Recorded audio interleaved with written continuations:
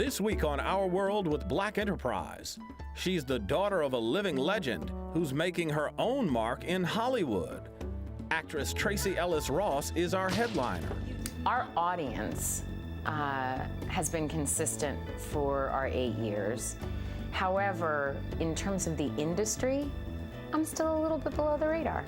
It's kind of delicious. Plus, sexuality. We've not been trained to be sexy, healthy women. We are told to be good girls, but we are not told what being a good girl means sexually. We're just told what good girls don't do. That's our roundtable. And the man who brings life to one of Sesame Street's most popular characters is our slice of life.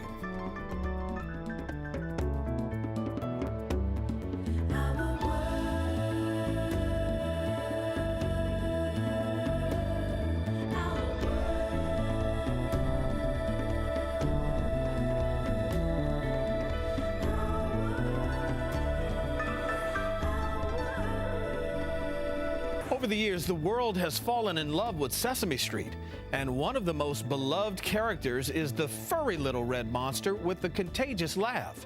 What many people may not know is the man behind Elmo's laugh is a Baltimore native who brings life to the little red Muppet. Kevin Clash is our slice of life.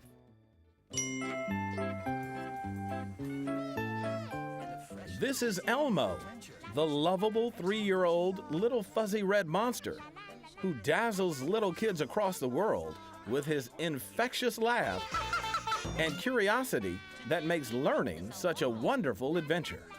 But who brings this character to life? Kevin Clash is a young man who is just as infectious and lovable as Elmo. My mom sewed a lot, my father drew a lot, so maybe that combination came together. But you know, I started building when I was really young, like Hansel and Gretel and Mickey Mouse. I mean, I really got into, you know, the craft of it more than really looking at it as a career. You know, it was just something that I really, really enjoyed to do. We couldn't leave without giving Elmo his say. We wondered what he thought about his friend Kevin. Well, Elmo knows that he does something in connection with Elmo, but Elmo doesn't really understand. Aaron Dworkin has always had a love affair with music.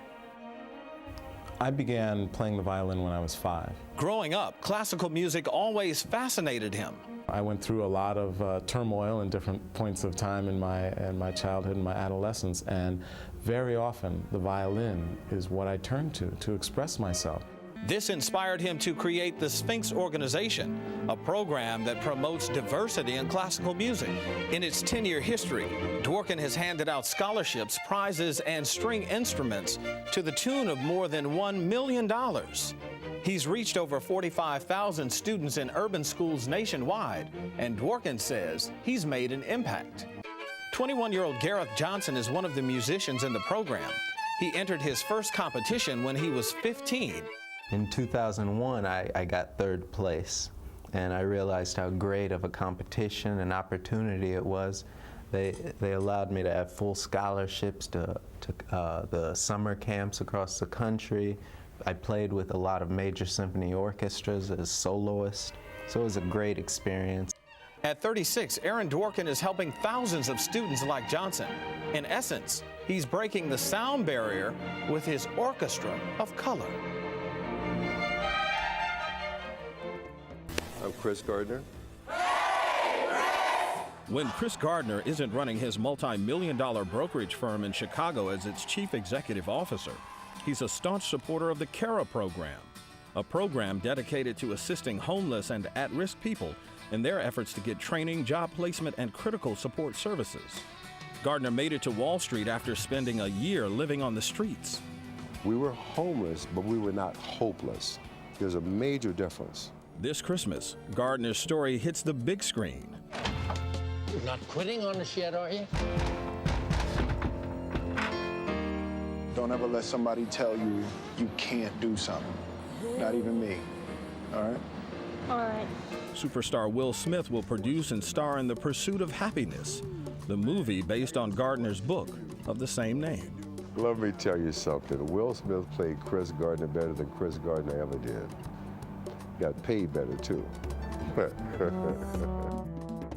2006 was an incredible year for James Blake. He won 5 singles and became the #1 player in America. This year, he's the 5th seed in the world and won the Sydney International for the 2nd year in a row. The biggest thing about being a #1 American is the voice it gives me to give back. I think those kind of things, the little exhibitions I do, the charity events I do in the off season are more important than the matches I played. In 1999, he turned pro. But his budding career was almost over before it got started. Nearly 3 years ago, he injured his neck falling into a post during a practice game in Rome. I was very scared. I got the wind knocked out of me, couldn't really breathe, and didn't know what to do. During his recovery, he learned his father was hiding the fact that he was dying from stomach cancer.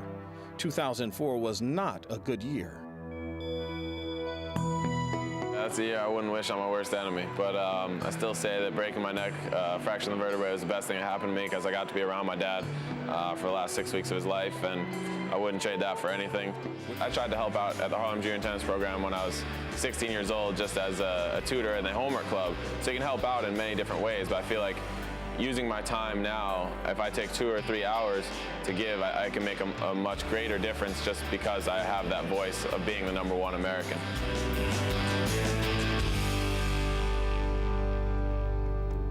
We'll be back in just a moment.